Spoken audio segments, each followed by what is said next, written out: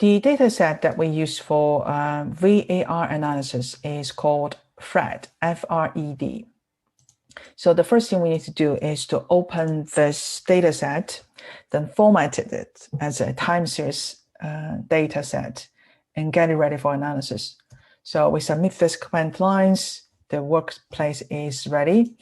Then the first thing we need to do is to visually inspect the evolution of these two series. So once again, we use TS line, and we would like to plot C and Y, those two variables together.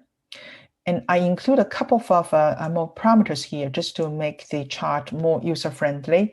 So for example, I use legend. This is the way to change the legend.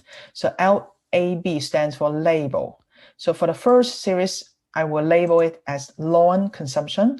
And the second one, I will label it as a lawn PDI. So it's the presentation will be better than the one using the original labels, which is quite long. So this is what you have, and that's the same as the one included in my PowerPoint slide. So it looks like they are moving together. That might be in a co-integration relationship. How about the first difference?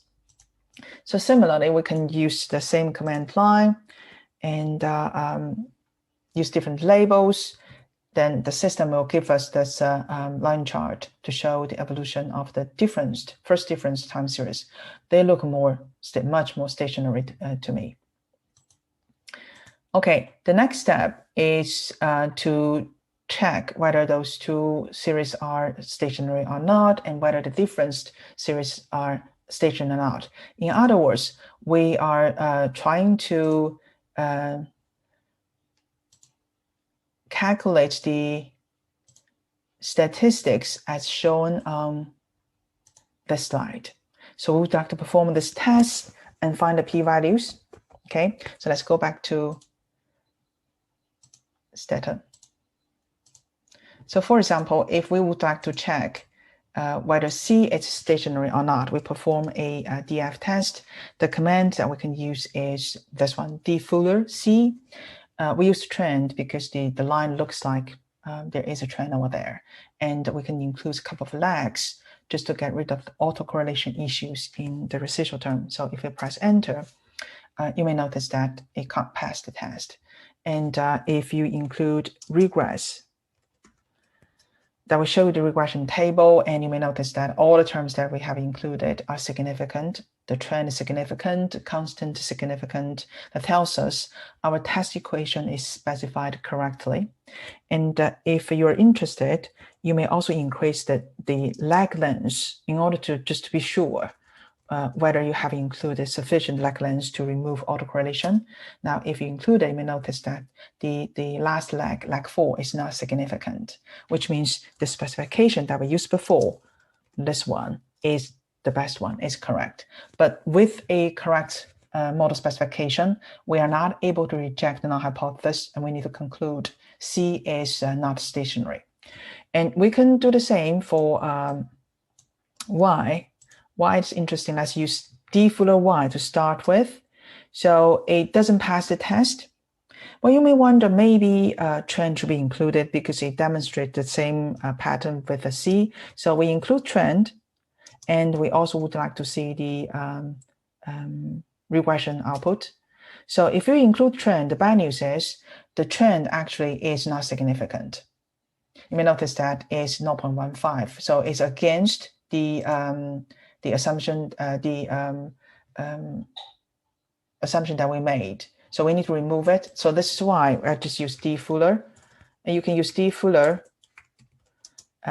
Why you use trend, you can also include a couple of lags just to be on the safe side. So you may notice that even if after the lags are not significant, but maybe due to collinearity issue, the trend is significant right now, and we need to remove those lags. So for example, if we would like to remove, because if they are not significant, we have to remove them. Okay, after we removed insignificant lag length, the trend term turned out to be insignificant. So see, insignificant. So the best specification that we can have is dfuller, just Y. And or parameter significant, both the lag term and the constant term, but still it doesn't pass the test. So we are not able to reject null hypothesis at 5% level. So this is why. And we also need to investigate the difference term. So for the difference term, DC, this is DC1, DC, and we check, okay, with the specification. You can do this type of search as I demonstrated before. You use the regress command to show the regression table to check the coefficient, but eventually you find the best specification that give you the test result. And this one, clearly, we can reject the unit root null hypothesis and conclude the difference series is stationary, and we can reach the same conclusion for the first difference of y as well. So you may notice that the p-value of the test is quite small, and we can clearly reject the null hypothesis. So this is a way to check whether the leveled and the variable at level and the first difference of the variables are stationary or not. Okay, the next step is to check whether it is co-integrated or not. So we run the regression model by using C as the dependent variable and Y as the independent variable.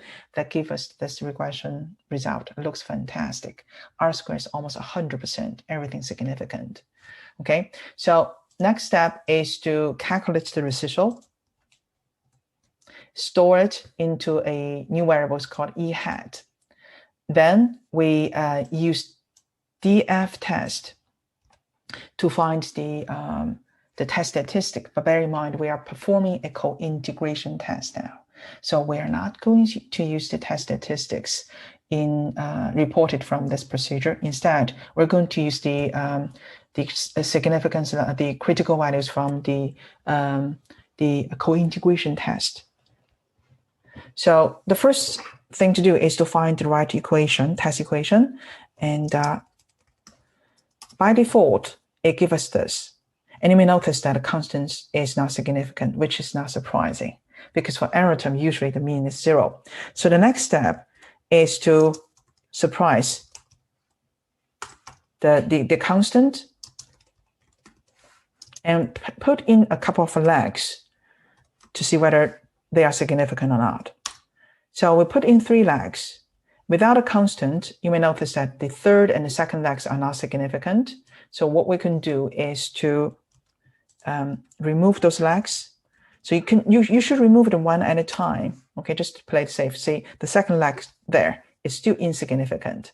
So we need to remove it. That looks good to me. Everything's significant. Okay, and we don't have a constant. So the test statistic is there, is minus 2.873. But we don't use this critical value. That's not the right critical value. The correct critical value here is minus 3.37. Okay, because the regression model that we use the based on the regression model that we have, it has a constant term. Okay, so the regression model over there, it does have a constant. If we calculate the residual from such a linear regression model, we need to use the corresponding critical value. So that is why from my in my PowerPoint, I point out the critical value is minus 3.37, which means we are looking at this one. So the second one is a linear regression model with a constant term or intercept term. Then at 5%, the critical value is minus 3.37. Okay, so that's the conclusion that we can reach in this analysis. Is not co-integrated. Okay, if it is not co-integrated, we can estimate a VAR model. So the first thing to do is to determine the optimal lag length in this VAR model. So we can use this VAR SOC model, and we can tell, now I'm introducing a new parameter in this command line. Max lag, that means we look at the lag length up to 4. So if you submit this command line, it will give you those test statistics, those model selection criteria value up to lag 4, which is sufficient. And this is one of those occasions where AIC and BC or SC or SBIC do not agree. Those are the two selection criteria we look at. And if they do not agree with each other, in this case, AIC suggests leg length of 3, and SBIC suggests leg length of 1. We also have other criteria. It's all over the place. There are 2 and there are 2 ones. Okay, we usually go with SBIC. Okay, so if we go with SBIC, we can estimate a VAR model like this. So the command is VAR basic, and we have the first difference of C and Y in our regression model, and leg length is from 1 to 1.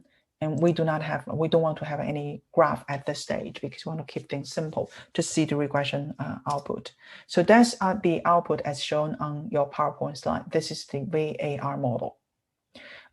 As mentioned in my PowerPoint slide, you can also perform a LM test to determine the maximum leg length. So the command is VAR LMAR. So it's vector auto regression model, and it's LM test to determine what's the optimal leg length for an VR model. So if you submit this command, it shows, okay, actually leg length 1, if you run it up, is 5% already. So the null hypothesis, no autocorrelation at leg order. So leg 1 is sufficient. Leg 2 is even better. However, you don't have to go that far. Let me show you why is that. So if you use leg 1 only, that gives us this set of results. So that's, if you don't show, if you do not include this no graph, that's going to give you the graph, kind of distracting. Okay, so if leg length is 1 and you have the output, you may notice that all of them significant. Look at the p-value column over there. All the leg terms are significant. The constant term is significant. It's a good model. However, if you want to go a bit further, I want to include both leg 1 and leg 2. And of course, I suppress it just to keep the workplace clean. So if you submit this, you may notice that, okay, even if the test result over there shows that, okay, this one is marginal, that one sufficiently for us to not reject null hypothesis, okay, like 2. If we include them, actually, you may notice that both of those second legs, it's only this one that is significant. The other 3 are insignificant. It also messes up the coefficient estimate of this one. So on the whole, this model doesn't really improve over this one because the additional variables, most of the additional variables, the leg 2 variables are insignificant, which means they don't make much contribution to the estimation. So my view is we shouldn't go that far. Just the leg 1 model is sufficient.